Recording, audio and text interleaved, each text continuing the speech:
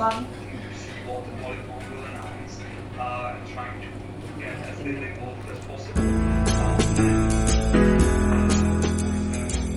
example, at least the violence in the past years, but then people are certainly also concerned what this will mean in Taliban areas. As you have several times told me, for example, in some areas that the new Taliban can lead to like an economic collapse and like even worse unemployment that already existed during the past years. Talk about the economy there, the Taliban will need to be able to form an administration of some sort. I mean, their fighters are not necessarily civil. Do they have enough people to organize the administration of the country? They themselves probably not, but they have already promises that they will run. They have time and time again called on government officials, lower-ranking civil servants, like resume work after they take over an area, because yeah, they don't have the manpower, they don't have the skills to run like government authorities. So what they try to pull off like people from the current government, continue their work. This, of course, doesn't include like high-ranking officials, because the Taliban have made pretty clear that on the top, they are the people who are calling the shots. So far, the Taliban have shown some level towards both government soldiers and, as you mentioned, government officials in the lower ranks. They say they do not plan to take revenge on those who opposed them. How credible is this, and may that change? In the past days, the past weeks, they have indeed shown clemency.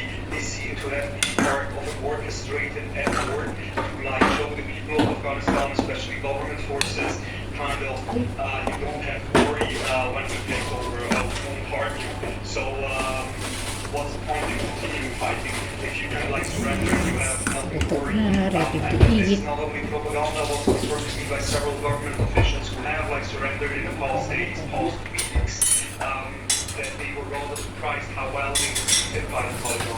It doesn't mean that there haven't been exceptions. There have been especially well-documented cases of revenge killings in Moldova, Border in Kandahar. U.S. for intelligence and more. The Chancellor has said to his 12-party colleagues this morning that the abrupt U.S. exit is driven by domestic political considerations in the U.S. But whether any of that will encourage Germany to act more independently in the future, or rather reinforce this country's long-standing isolationist tendencies, that remains to be seen.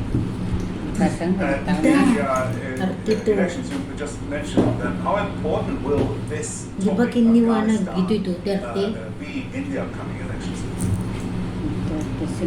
Well, of course, it's no surprise that much of the harshest criticism is coming from opposition voices. Obviously, that's partly driven by the election. Another thing that was driven by the election was the long dithering about whether to accept local staff as refugees here in Germany and under what conditions and what kind of bureaucratic procedures they needed to go through. All of that, of course, a discussion carried on by politicians with an eye to the fact that immigration is a hot potato during election season. I think, generally speaking, foreign policy doesn't tend to be determinative of election results, but this catastrophe certainly does implicate top leadership, for example, in the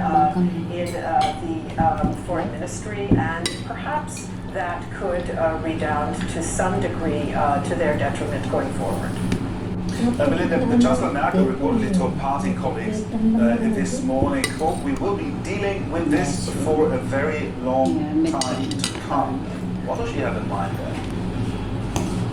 She has migration in mind. She is also said to have told the same party colleagues in the same meeting that Germany needed to do a great deal more to ensure that as many local staff as possible are extricated from Afghanistan and brought here. And she said Germany needs to do a great deal more to support Afghanistan's neighbors, Iran, Pakistan, and others, which of course they have taken in over years the vast majority of people fleeing Afghanistan. So what does support mean?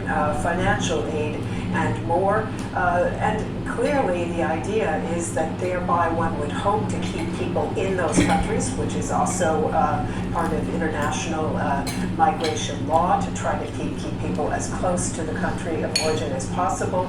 And again, a major challenge going forward. Thank you very much. Noodles Chief Political Correspondent Linda Grander, thank you. As the Taliban topple the Western-backed government in Afghanistan, European companies weigh up the economic cost. Many German companies are heavily invested in major infrastructure projects in Afghanistan. Among the multi-billion euro deals now facing an uncertain future are Siemens Energy's electricity project, a collaboration with the old government in Kabul. Just 1/3 of Afghanistan's population have regular access to electricity.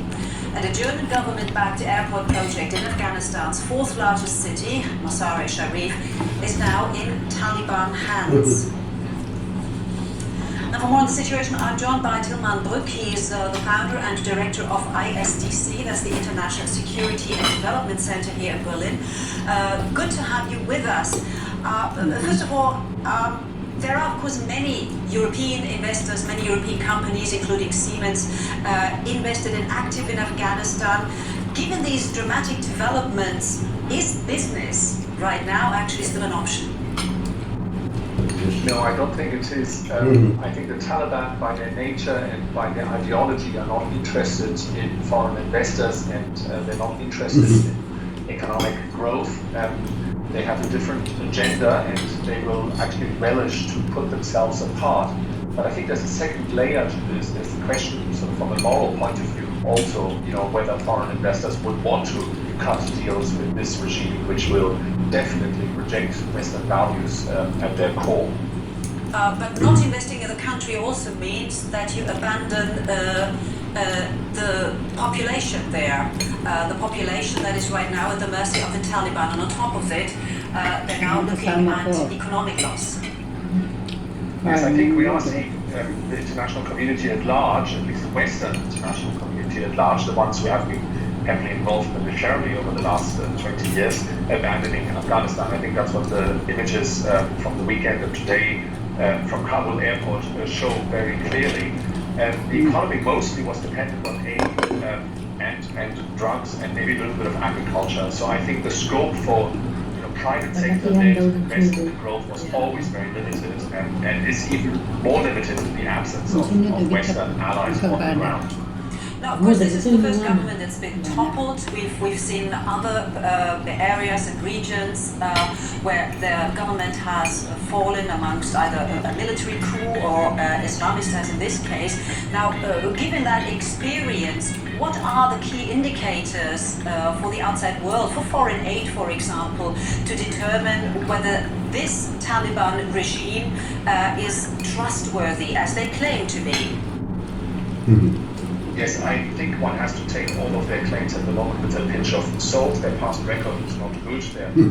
Their current record is not good. And if reports are to be believed from other parts of Afghanistan, where the Taliban have been in power a few more days, weeks, months, or years.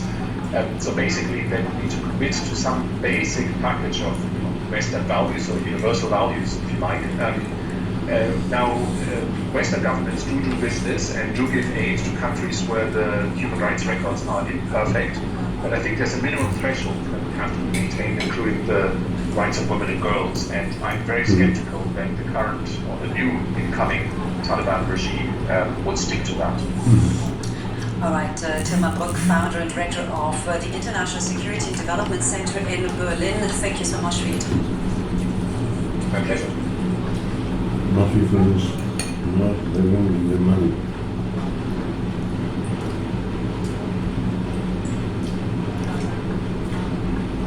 Where is that? Afghanistan. The Taliban took over now a few days ago. The president ran away with the Americans.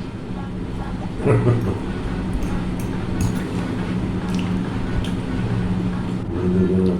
Dapat tao ano, Na? 705.